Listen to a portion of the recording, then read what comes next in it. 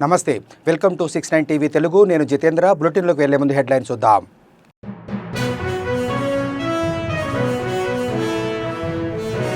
రాష్ట్ర వ్యాప్తంగా ఇచ్చిన మాట మేరకు ప్రతి రైతుకు రుణమాఫీ చేశాం. రుణమాఫీ విషయంలో బీఆర్ఎస్ దుష్ప్రచారం చేస్తోందన్న డిప్యూటీ సీఎం భట్టి.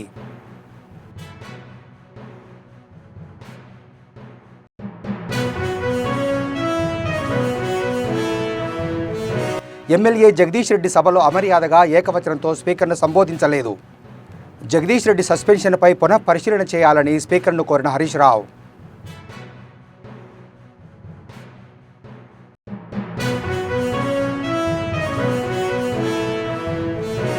కాంగ్రెస్ ప్రభుత్వం రైతు రుణమాఫీపై అబద్ధాలు చెబుతోంది.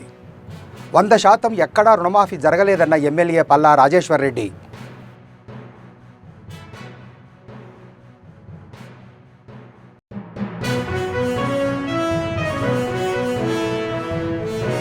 ఆంధ్రప్రదేశ్ వైసీపీ ప్రభుత్వం పూర్తిగా విధ్వంసం చేసి వెళ్ళింది. కూటమి ప్రభుత్వంలో అభివృద్ధి సంక్షేమంతో ముందుకెళ్తున్నామన్న సీఎం చంద్రబాబు.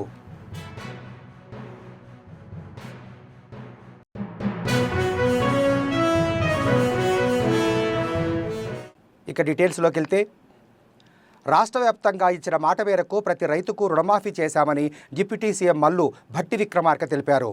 ఇవాళ అసెంబ్లీలో ఆయన మాట్లాడుతూ రుణమాఫీ విషయంలో ప్రతిపక్ష బీఆర్ఎస్ దుష్ప్రచారం చేస్తుందని మండిపడ్డారు.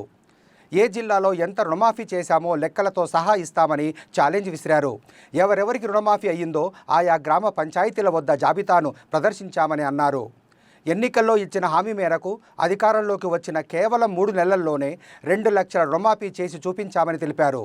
తాము అమలు చేస్తున్న ప్రతి పథకానికి సంబంధించి లెక్కలతో సహా చెప్పేందుకు సిద్ధంగా ఉన్నామని డిప్యూటీ సీఎం భట్టి విక్రమార్క స్పష్టం చేశారు.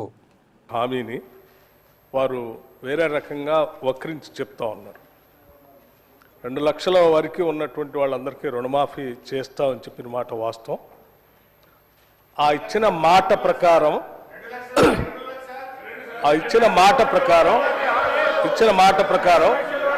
మేము 5 సంవత్సరాలు 6 సంవత్సరాలు పెండింగ్ పెట్టకుండా మాట ప్రకారం మాట తప్పకూడదని వారు ఈ రాష్ట్ర ప్రజలకు మాటిచ్చి తప్పనిసరిగా అమలు చేస్తామని చెప్పి పెద్ద ఎత్తున కేవలం 3-4 మాసాల్లోనే రాష్ట్ర వ్యాప్తంగా ఉన్నటువంటి రుణమాఫీ చేసినటువంటి సమాచారం సభ్యులు మాట్లాడుతూ ఉన్నారు. వారు మాట్లాడినటువంటి నియోజకవర్గానికి సంబంధించి అధ్యక్ష, జనగాం నియోజకవర్గం 2018లో మీరు ₹1,00,000 రుణమాఫీ వినాలి హరీష్ రావు గారు, మీరు గౌరవ సభ్యులు సీరియస్గా మంత్రిగా చేశారు 10 సంవత్సరాలు. నేను లెక్కలే చెప్తున్నా, ఎక్కడ తప్పు సార్.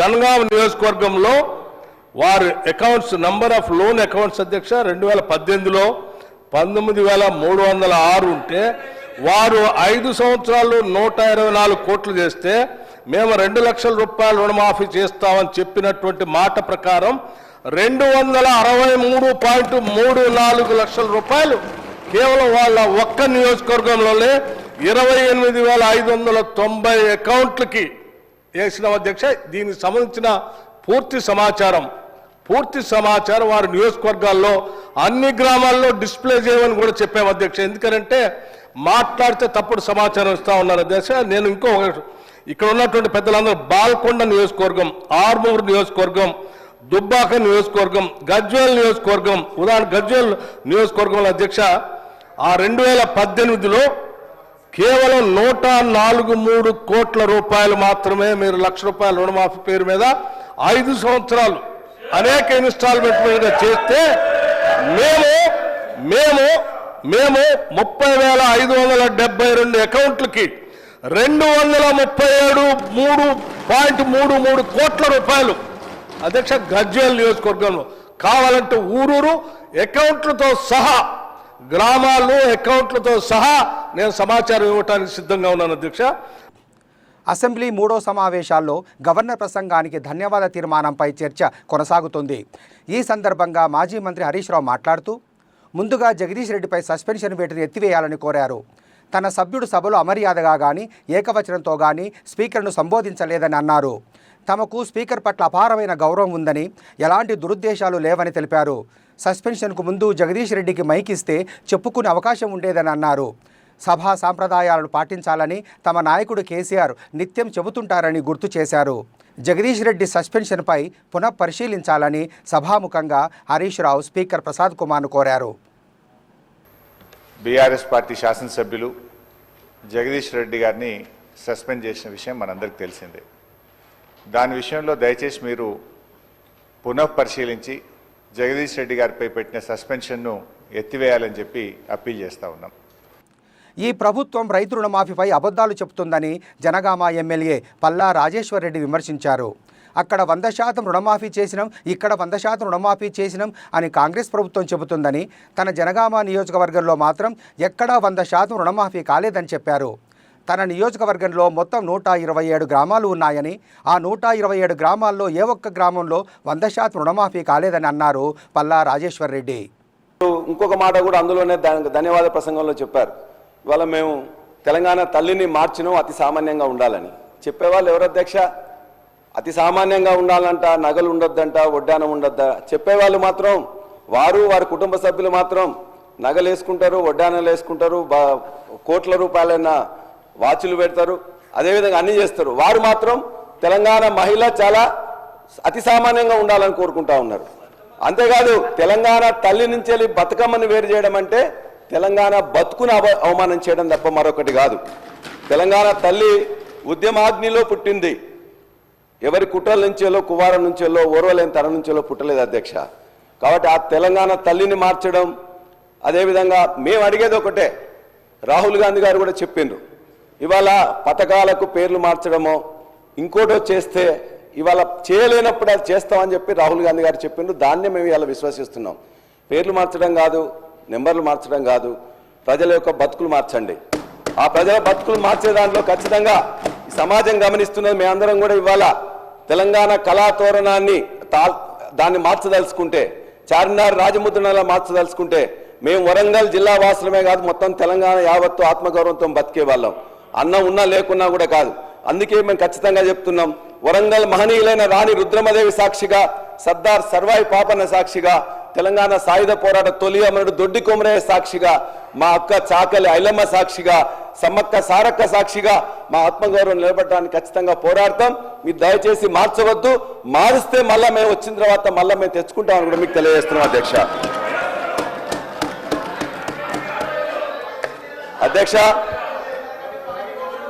అధ్యక్ష వ్యవసాయ రంగం గురించి చాలా అందులో చెప్పారు. వ్యవసాయ రంగంలో 2014లో ఉండే పరిస్థితి ఏంటి, ఇవాళ పరిస్థితి ఏంటని చెప్పేసి ఒక్కసారి దయచేసి ఆలోచించండి అధ్యక్ష. ఇవాళ అందులో కూడా చెప్పారు వాళ్ళు ఏమైంది అధ్యక్ష, బ్రహ్మాండంగా మొత్తం కూడా ఇవాళ దేశంలో నెంబర్ 1గా చేసినామని చెప్పేసి దేశంలో నెంబర్ 1గా చేసి మీకు అందించిన 2014లో 14-15 స్థానంలో ఉండే వరి విస్తీర్ణం కానీ, ఉత్పత్తి కానీ, ఉత్పాదకతలో నెంబర్ 1 చేసి మీకు అందించిన 2024 లెక్కలు చూడండి. ఆనాడు 24 లక్షల మెట్రిక్ టన్నులు వస్తే 141 లక్షల మెట్రిక్ టన్నుల వరి ధాన్యాన్ని మొత్తం కూడా ఎఫ్సీఐకి అందించింది కూడా ఇలా గత ప్రభుత్వం. దాని నుండి ఇంకా మంచిగా చేయండి, ఖచ్చితంగా మేము ఆహ్వానిస్తాం, మీకు మద్దతు ఇస్తాం. తెలంగాణ అసెంబ్లీలో అధికార కాంగ్రెస్, ప్రతిపక్ష బీఆర్ఎస్ సభ్యుల మధ్య వాడీ వేడి చర్చ జరుగుతోంది. గవర్నర్ ప్రసంగానికి ధన్యవాదాలు తెలిపే తీర్మానానికి సంబంధించిన చర్చలో పాల్గొన్న బీఆర్ఎస్ పల్లా రాజేశ్వర్ రెడ్డి ప్రభుత్వం చెబుతున్నట్టుగా రాష్ట్రంలో ఎక్కడా పూర్తి రుణమాఫీ కాలేదని అన్నారు. దీనికి డిప్యూటీ సీఎం భట్టి విక్రమార్క స్పందిస్తూ తాము పూర్తి స్థాయిలో రుణమాఫీ చేశామని లెక్కలతో సహా వెల్లడిస్తామని చెప్పారు. ఈ సందర్భంగా బాల్కొండ నియోజకవర్గం అంశాన్ని భట్టి ప్రస్తావించారు. బాల్కొండలో కూడా పూర్తి స్థాయిలో రుణమాఫీ అయిందన్నారు. దీనిపై బాల్కొండ ఎమ్మెల్యే వేముల ప్రశాంత్ రెడ్డి మాట్లాడుతూ తన నియోజకవర్గంలో మొత్తం 51,000 మంది రైతులకు రుణమాఫీ జరగాల్సి ఉంటే కేవలం 20,000 మందికే రుణాలు మాఫీ చేశారని చెప్పారు. ఇంకా 31,000 మందికి రుణమాఫీ కాలేదని అన్నారు. అంతేగాక బీఆర్ఎస్ హయాంలో 2 విడతల్లో చేసిన రుణమాఫీ కంటే ఇప్పటి కాంగ్రెస్ సర్కార్ చేసిన రుణమాఫీ చాలా తక్కువగా ఉందని విమర్శించారు. నేను చెప్పింది అవాస్తవమైతే చర్చకు ఇచ్చే సమాధానంలో ఆ విషయాన్ని ప్రస్తావించాలని అన్నారు ఎమ్మెల్యే వేముల ప్రశాంత్ రెడ్డి. మంది రైతులు ఉంటే ఇప్పటికైంది సార్ 20,000 మందికి అయింది సార్. ఇంకా 31,000 మందికి కావాలి సార్. వాళ్ళని చెక్ చేసుకోమనండి సార్, మళ్ళీ రిప్లైలో చెప్పానండి సార్. వాళ్ళు చెక్ చేసుకొని మళ్ళీ రిప్లైలో చెప్పానండి. ఒకటి నెంబర్ 1. నంబర్ 2, మేము టీఆర్ఎస్ ప్రభుత్వంలో ఉన్నప్పుడు రెండు విడతలుగా మేము రుణమాఫీ చేసిన అమౌంట్ కంటే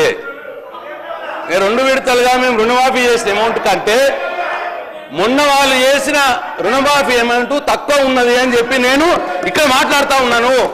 దాన్ని కూడా వివరాల ప్రకారం తీసుకొని నాకు చెప్పానండి సార్. వాళ్ళ రిప్లైలో చెప్పానండి సార్. 2 విడతలుగా పోయిన ప్రభుత్వంలో 2 విడతలుగా రుణమాఫీ చేస్తే వారు 1 విడతగా అమౌంట్ చెప్పి మొత్తం కావలసుకొని ఏదో చెప్పుకుంటే సభను తప్పుదో పట్టించే ప్రయత్నం చేసిందని నేను మీకు మనవి చేస్తా ఉన్నా సార్. అట్లనే ఇక వేరే స్కీముల గురించి ఏవో చెప్పురి సార్. సార్ వాళ్ళు ఇచ్చినవి చెప్తున్నారు. అసలు ఎంతమంది అప్లై చేసిర్రు, మీరు ఎంతమందికి ఇచ్చిర్రు అది కూడా చెప్పాలి సార్. సార్ మేము ఇచ్చింది 2018 మీరు ఎంత ఇచ్చిర్రు అటు ఇట్లా అంటున్నారు సార్. మేము ఇచ్చినాము, మా చేతనైనంత ఇచ్చినాము, మాకు తోచినంత ఇచ్చినాము. దాంట్లో సంతృప్తి పడ్డోళ్ళు పడ్డరు, బాధపడ్డోళ్ళు బాధపడి ఉండొచ్చు. ఎలక్షన్లు అయిపోయినాయి సార్. మీరు ఎలక్షన్లప్పుడు ఏం చెప్పిండ్రు, ఇప్పుడు ఏం చేసిండ్రు అన్నదే పాయింట్ సార్. రోజు సార్ పొద్దున్నది 15 నెలలు అయింది సార్. సార్ 15 నెలలు అయింది, ఇంకా మా మీద ఏడిపోయిందుకు సార్? మీరేం చెప్పిర్రో చేసి చూపెట్టండి సార్. మీరేం చేసిండ్రు, మీరేం చెప్పిర్రో ఎలక్షన్లప్పుడు అది చేసి చూపెట్టండి. అది పాయింట్ సార్. మా మీద ఏడుపు పాయింట్ కాదు సార్. వద్దుగా చాలు, 15 నెలలు అయింది ఏడబట్టి ఇంకెన్నో ఏడుస్తా సార్ మా మీద. కాబట్టి నేను మళ్ళొకసారి ఫైనాన్స్ మినిస్టర్ గారికి మనం చేస్తా ఉన్నా. నా బాల్కొండ నియోజకవర్గంలో 51,000 సుమారుగా ఉంటే 20,000 మందికే అయింది రుణమాఫీ, 30,000 మందికి కాలేదు. ప్లస్ మేము టీఆర్ఎస్ ప్రభుత్వంలో ఉన్నప్పుడు 2 సార్లు 2 విడతలుగా మేము చేసిన దానికంటే మొన్న మీరు చేసిన రుణమాఫీ అమౌంట్ తక్కువ ఉన్నది. మల్కాజ్గిరి మాజీ సీఎం కేసీఆర్పై సీఎం రేవంత్ రెడ్డి చేసిన అనుచిత వ్యాఖ్యలు నిరసిస్తూ మల్కాజ్గిరిలో బీఆర్ఎస్ నాయకులు రేవంత్ రెడ్డి దిష్టిబొమ్మ దహనం చేసి ప్రభుత్వానికి వ్యతిరేకంగా నినాదాలు చేశారు. ఈ నిరసన కార్యక్రమంలో మల్కాజ్గిరి ఎమ్మెల్యే మర్రి రాజశేఖర్ రెడ్డి, బీఆర్ఎస్ కార్పొరేటర్లు, నాయకులు, కార్యకర్తలు పాల్గొన్నారు. ఈ సందర్భంగా ఎమ్మెల్యే మర్రి రాజశేఖర్ రెడ్డి మాట్లాడుతూ తెలంగాణలో కాంగ్రెస్ ప్రభుత్వం ప్రజాస్వామ్యాన్ని ఖూనీ చేస్తుందని, కేసీఆర్పై సీఎం చేసిన అనుచిత వ్యాఖ్యలకు తక్షణమే క్షమాపణ చెప్పాలని డిమాండ్ చేశారు.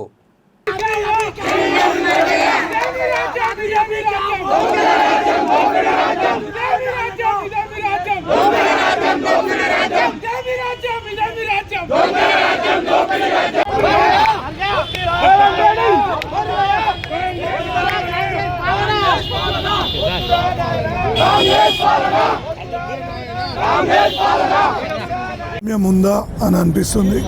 ఎందుకంటే తెలంగాణ ప్రదాత తెలంగాణను అభివృద్ధి పదంలో తీసుకెళ్ళి 10 ఏళ్ళు బంగారు తెలంగాణ దిశగా అడుగులేయించిన మన కేసీఆర్ గారి పైన ప్రస్తుత ముఖ్యమంత్రి గారు అనుచిత వ్యాఖ్యలు చేయడం, అదేవిధంగా మొన్న అసెంబ్లీలో జగదీష్ రెడ్డి గారిని సస్పెండ్ చేయడం లాంటి చర్యలు చేపట్టి ఇలా ప్రజాస్వామ్యాన్ని కాంగ్రెస్ ప్రభుత్వం కూలి చేస్తుంది. దానికి నిరసనగానే ఇవాళ పెద్ద ఎత్తున మల్కాజ్గిరిలో ఇలా టీఆర్ఎస్ శ్రేణులు పెద్ద ఎత్తున కదిలి వచ్చి నిరసనని వ్యక్తం చేయడం జరిగింది. ఇకనైనా మీకు ప్రజలు ఒక అధికారం ఇచ్చిండ్రు, ప్రజల పక్షాన నిలబడి ప్రజలకు ఏవైతే మీరు 6 గ్యారెంటీలు ఇచ్చిండ్రో వాటిని నెరవేర్చే క్రమం మీ దృష్టి పెట్టాలి. కానీ ఇలా ప్రతిపక్షంలో ఉన్న నాయకులను విమర్శించి వాళ్ళని గొంతు నొక్కే కార్యక్రమం చేపట్టొద్దని ఈ సందర్భంగా తెలియజేస్తూ రాష్ట్రాన్ని వైసీపీ పూర్తిగా విధ్వంసం చేసి వెళ్ళిందని సీఎం చంద్రబాబు మండిపడ్డారు. తాము అభివృద్ధి, సంక్షేమం, సుపరిపాలనతో ముందుకెళ్తున్నామని సీఎం తెలిపారు. పశ్చిమ గోదావరి జిల్లా తణుకులో చంద్రబాబు పర్యటించారు. ఈ సందర్భంగా ఏర్పాటు చేసిన స్వర్ణాంధ్ర, స్వచ్ఛాంధ్ర కార్యక్రమంలో ఆయన ప్రసంగించారు. గత ప్రభుత్వంలో ముఖ్యమంత్రి ఎప్పుడైనా ప్రజల్లో తిరిగారా? ప్రజల్లోకి వస్తే పరదాలు కట్టుకొని వచ్చేవారు, విమానంలో వస్తే చెట్లను నరుక్కుంటూ వచ్చేవాళ్ళు. ప్రజల సమస్యలు వినేందుకు కనీసం మాట్లాడనిచ్చేవారు కాదన్నారు. మాది ప్రజాప్రభుత్వం, ప్రజల సమస్యలు వినేందుకే వచ్చా, పరిపాలనలో సంస్కరణలు తేవాలన్నదే మా ఏకైక లక్ష్యం అన్నారు చంద్రబాబు. గత ప్రభుత్వం 10 లక్షల కోట్ల అప్పు మనకు మిగిల్చి వెళ్ళిందని, అప్పు తీర్చడంతో పాటు వడ్డీ కూడా కట్టాల్సి వస్తుందన్నారు. స్వచ్ఛాంధ్ర కోసం ప్రతి ఒక్కరూ కంకణం కట్టుకొని పరిసర ప్రాంతాలన్నీ పరిశుభ్రంగా ఉంచుకోవాలని చంద్రబాబు సూచించారు. ఈరోజు దేశంలోనే హైయెస్ట్ తలసరి ఆదాయం ఎక్కడ ఎక్కువ వస్తుందంటే తెలంగాణలో వచ్చే పరిస్థితి వచ్చింది. ఆ రోజు చూపించిన అభివృద్ధి, దానికి ఒక ఎకో సిస్టమ్ డెవలప్ చేశాం. అందుకే అప్పట్లోనే విజన్ తయారు చేశాం. ఇప్పుడు కూడా నేను ఒక విజన్ తయారు చేశాను. స్వర్ణాంధ్ర 2047. ఏదో 2047కి ఎట్టుంటుందో నేను చెప్పడం కాదు. ప్రతి సంవత్సరం మీ జీవితాల్లో మార్పు వచ్చిందా లేదా, మీ తలసరి ఆదాయం పెరిగిందా లేదా అనే దానికి ఒక స్పష్టమైన విధానం తీసుకున్నా. రాష్ట్రంలో ఏ విధంగా ఉండాలి, ఈరోజు 25-26కు వచ్చాం, 24-25 అయ్యింది. మీ తలసరి ఆదాయం చూస్తే 2,60,000 సుమారుగా ఉంది. కానీ ఇంకో పక్కన చూస్తే దక్షిణ భారతదేశంలో తక్కువ తలసరి ఆదాయం వచ్చే రాష్ట్రం మనది. దీనికి కారణం 5 సంవత్సరాల్లో ఈ రాష్ట్రంలో అభివృద్ధికి నోచుకోలేదు. ఇప్పుడే మీ ఎమ్మెల్యే చెప్పాడు. కడాన తణుకులో మీరు చూస్తే ఏవైతే ఇప్పుడే నేను చూసుకుంటూ వచ్చాను, మురికి కాలువలు 5 ఏళ్ళు మట్టి తీయలేదు, బాగా మట్టి కూడా కాంక్రీట్ అయిపోయింది. మామూలుగా తీస్తే వచ్చే పరిస్థితి ఇది గట్టిపడిపోయింది. దాన్ని ఎందుకు తీయలేదంటే 6 నెలలు పడుతుందని మా నారాయణ గారు మేము సర్వశక్తులు ఒడ్డుతున్నాం, ఈ సమస్య పడుతుందని. ఈరోజు మీరు చూస్తే వారసత్వంగా 85 లక్షల మెట్రిక్ టన్నులు చెత్త రోడ్ల మీద పెట్టి వెళ్ళిపోయారు. అది తీయాలంటే ఇంకా ఒక 4-5 నెలలు పడుతుంది. అక్టోబర్ వరకు ఈ పని అయ్యే పరిస్థితి వస్తుంది. అందుకే నేను మిమ్మల్ని అందరినీ కోరుతున్నాను, ఈరోజు స్వచ్ఛ ఆంధ్రప్రదేశ్ కోసం మీరందరూ కూడా కంకణం కట్టుకొని పనిచేయాల్సిన అవసరం ఉంది. నెల్లూరు బారా షహీద్ దర్గాలో అనేక రకాల వసతులు కల్పించాలని ఎంతో కృషి చేశామని రూరల్ ఎమ్మెల్యే కోటమిరెడ్డి శ్రీధర్ రెడ్డి అన్నారు. అందరి కష్టం ఫలితంగా ముఖద్వారాల కోసం 85 లక్షల రూపాయల నిధులు సమకూర్చామని తెలిపిన ఆయన దర్గాలో పనులకు శంకుస్థాపన చేశారు. 4 నెలలలోపుగా ఈ నిర్మాణాలను పూర్తి చేస్తామని తెలిపారు. దర్గాలో మసీద్ నిర్మాణం కోసం కూడా పనిచేస్తున్నట్లు ఎమ్మెల్యే తెలిపారు. ఈ కార్యక్రమంలో Waqf board chairman Abdul Aziz, TDP నేత కోటమిరెడ్డి గిరిధర్ రెడ్డి, మైనార్టీ నేతలు పాల్గొన్నారు. ఈ ముఖద్వారాల కోసం మొండి గోడలతో మిగిలిపోయి ఉన్నాయి. ఈ ముఖద్వారాలు పూర్తి చేయాలంటే నిధులు కావాలని ఆనాడు వైఎస్ఆర్ కాంగ్రెస్ పార్టీ శాసనసభ్యుడిగా అనేక రకాల ప్రయత్నాలు చేసినా సాధించలేని పరిస్థితి. వైఎస్ఆర్ కాంగ్రెస్ పార్టీకి దూరంగా జరిగిన తర్వాత కూడా నిండు శాసనసభలో ఆనాటి ముఖ్యమంత్రి జగన్మోహన్ రెడ్డి గారి సమక్షంలో 150 మంది అధికార పార్టీ, ఆనాటి అధికార పార్టీ వైఎస్ఆర్ కాంగ్రెస్ పార్టీ శాసనసభ్యుల సమక్షంలో మీ కోటమిరెడ్డి శ్రీధర్ రెడ్డిగా చేసే ప్రయత్నం అవన్నీ కూడా విజయవంతం కాల. మరి ఈనాడు తెలుగుదేశం పార్టీ కూటమి అధికారంలోకి వచ్చిన తర్వాత చంద్రబాబు నాయుడు గారు ముఖ్యమంత్రిగా, చంద్రబాబు గారి ఆశీస్సులతో మరీ ముఖ్యంగా ఈ జిల్లా కలెక్టర్ ఆనంద్ గారు, కమిషనర్ సూర్యతేజ గారు, వక్ఫ్ బోర్డు చైర్మన్ అబ్దుల్ అజీజ్ గారు, వీరందరి సహాయ సహకారాలతో 85 లక్షల రూపాయల నిధులు ఈ యొక్క ఆర్చిలు, ఈ యొక్క ముఖద్వారాలు పూర్తి చేసేదానికి మనం సాధించడం జరిగింది. టెండర్లు కూడా పూర్తయినాయి. ఈ కూటమి ప్రభుత్వం తనని చంపేస్తుందేమోనని నటుడు పోసాని కృష్ణమురళి భయపడుతున్నారని మాజీ మంత్రి అంబటి రాంబాబు అన్నారు.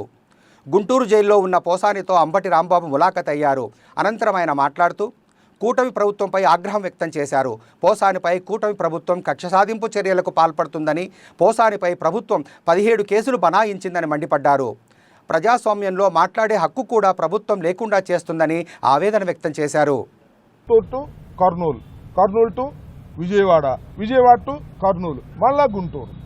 ఈ విధంగా 67 సంవత్సరాల వయసు కలిగినటువంటి పోసాని కృష్ణమురళి గారిని అక్కడికి తిప్పి వేధించాలి అనేటువంటి కార్యక్రమాన్ని ఇవాళ పనిగట్టుకొని లోకేష్ గారి నాయకత్వంలో ఇదంతా జరుగుతున్నది అనేది మీ ద్వారా రాష్ట్ర ప్రజానీకానికి చెప్పదలుచుకున్నాం.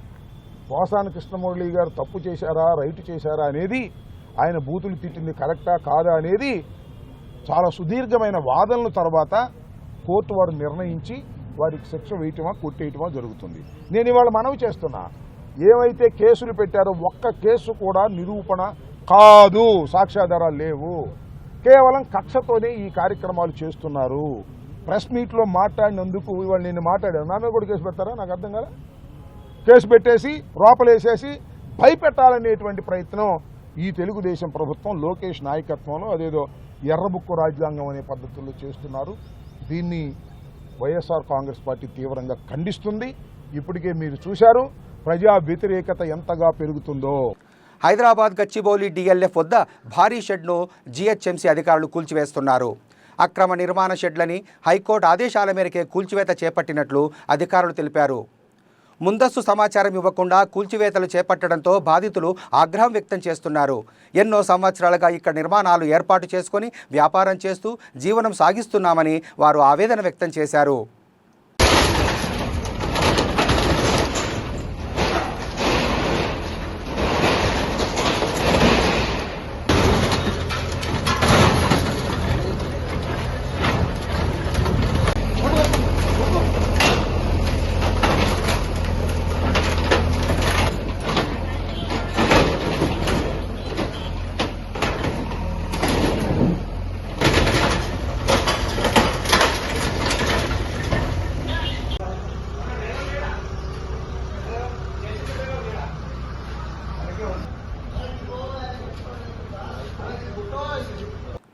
అభం శుభం తెలియని ఆ పసిపిల్లల పాలిట తండ్రి కాలయముడయ్యాడు.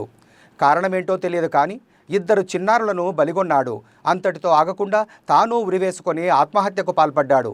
అందరూ ఉలికి పడేలా చేసే ఈ సంఘటన కాకినాడ రూరల్ తోట సుబ్బారావు నగర్లో చోటు చేసుకుంది. పశ్చిమ గోదావరి జిల్లా తాడేపల్లిగూడానికి చెందిన వానపల్లి చంద్రకిషోర్ వాకలపూడి ఓఎన్జీసీ కార్యాలయంలో అసిస్టెంట్ అకౌంట్గా పనిచేస్తున్నాడు. ఉద్యోగరీత్యా భార్యా పిల్లలతో నగర్లోని ఓ అపార్ట్మెంట్లో నివసిస్తున్నాడు. పిల్లలు జోషిత్, నిఖిల్ కళ్ళకు గంతలు కట్టి కాళ్ళు చేతులు తాళ్లతో కట్టేసి బాత్రూంలో బకెట్ నీటిలో వారిని ముంచి ఊపిరాడకుండా చేసి హతమార్చాడు. తర్వాత బెడ్రూమ్లో ఫ్యానుకు ఉరివేసుకొని ఆత్మహత్యకు పాల్పడ్డాడు. తన పిల్లలకు పోటీ ప్రపంచంలో భవిష్యత్తు లేదని అందుకే వారిని చంపి తాను మరణిస్తున్నట్లు సూసైడ్ నోట్లో మృతుడు వానపల్లి చంద్రకిషోర్ తెలిపాడు. భర్త, ఇద్దరు పిల్లలను కోల్పోయిన భార్య కన్నీరు మున్నీరుగా విలపించడం చూపరులను కన్నీరు పెట్టించింది. తిరుమల శ్రీ వెంకటేశ్వర స్వామి వారిని దిల్ రూబా చిత్ర బృందం దర్శించుకున్నారు. వీఐపీ విరామ సమయంలో సినీ కథానాయకుడు కిరణ్ అబ్బవరం, సినీ దర్శకుడు విశ్వకరణ్, సినీ కథానాయికలు నజియా దవిసోన్, రుక్షర్ తిల్లాన్లు స్వామివారి సేవలో పాల్గొని మొక్కులు చెల్లించుకున్నారు. దర్శన అనంతరం రంగనాయకుల మండపంలో వేద పండితులు వేద ఆశీర్వచనం అందించారు. ఆలయం వెలుపల కిరణ్ అబ్బవరం మాట్లాడుతూ తాను కథానాయకుడుగా నటించిన దిల్ రూబా సినిమా శుక్రవారం విడుదల కానుందని తెలిపారు. ప్రతి సినిమా విడుదలకు ముందు స్వామివారి ఆశీస్సులు పొందడం ఆనవాయితీగా వస్తుందన్నారు. దిల్ రూబా మూవీ అందరికీ నచ్చుతుందని, 3 సినిమాలు ప్రీ ప్రొడక్షన్ పనుల్లో ఉన్నాయని, త్వరలోనే వాటిని ప్రకటిస్తామని తెలిపారు. దిల్ రూబా సినిమా రేపు రిలీజ్ అవబోతుంది. అందుకే స్వామిని దర్శించుకోవడానికి వచ్చాము. నా ప్రతి సినిమాకి రావడానికి ప్రయత్నిస్తుంటాము. ఖచ్చితంగా ఈ సినిమా కూడా మీ అందరికీ నచ్చుతుందని, we all need your blessings. ఈరోజు ఈవినింగ్ నుంచే ప్రీమియర్ చేస్తాం. రేపు 14th మార్చ్ రిలీజ్ అవుతుంది. మీ అందరికీ సినిమా నచ్చాలని కోరుకుంటున్నాం. నెక్స్ట్ ఉందన్న ఇంకా ఒక 3 ఫిల్మ్స్ ప్రీ ప్రొడక్షన్లో ఉన్నాయి. అది అనౌన్స్ చేస్తాం. అందరికీ నమస్కారం. ఇప్పుడు చాలా హ్యాపీగా ఉంది. స్వామి దర్శన్ తర్వాత రేపు టుమారో నా ఫిల్మ్ దిల్ రూబా రిలీజ్ అవుతుంది. సో మీ బ్లెస్సింగ్స్ కావాలి అండ్ సపోర్ట్ కావాలి. సో మీ అందరూ థియేటర్కి రమ్మని అండ్ ప్లీజ్ నా ఫిల్మ్ సపోర్ట్ చేయండి. And happy Holi wishes to all of you. ఇక ఇల్లు, పల్లె, పట్టణం, పిల్లలు, పెద్దలు అనే తేడా లేకుండా రాష్ట్ర ప్రజలు పలు చోట్ల హోలీ పండుగను ఘనంగా జరుపుకున్నారు. సంబరాలు అంబరాన్నంటేలా ఒకరిపైన ఒకరు రంగులు చల్లుకున్నారు. పర్వదినాన్ని రంగుల మయం చేశారు. 3 1 2 3 ఓకే ఉందా?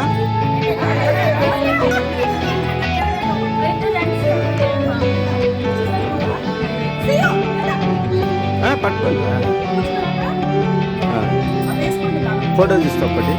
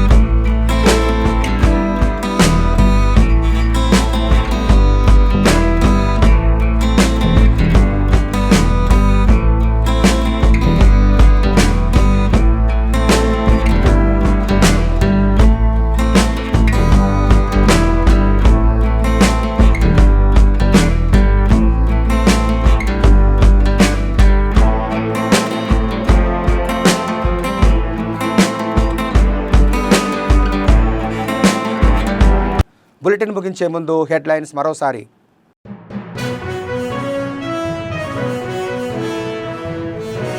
రాష్ట్ర వ్యాప్తంగా ఇచ్చిన మాట మేరకు ప్రతి రైతుకు రుణమాఫీ చేశాం.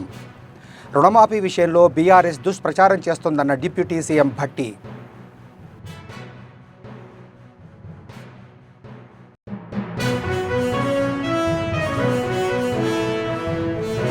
ఎమ్మెల్యే జగదీష్ రెడ్డి సభలో అమర్యాదగా ఏకవచనంతో స్పీకర్ను సంబోధించలేదు. జగదీష్ రెడ్డి సస్పెన్షన్పై పునః పరిశీలన చేయాలని స్పీకర్ను కోరిన హరీష్ రావు.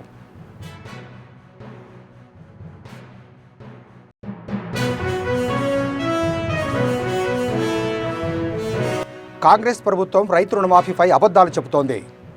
100% ఎక్కడా రుణమాఫీ జరగలేదన్న ఎమ్మెల్యే పల్లా రాజేశ్వర్ రెడ్డి.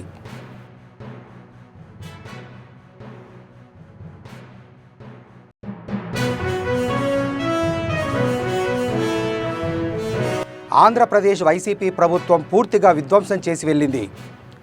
కూటమి ప్రభుత్వంలో అభివృద్ధి సంక్షేమంతో ముందుకెళ్తున్నామన్న సీఎం చంద్రబాబు.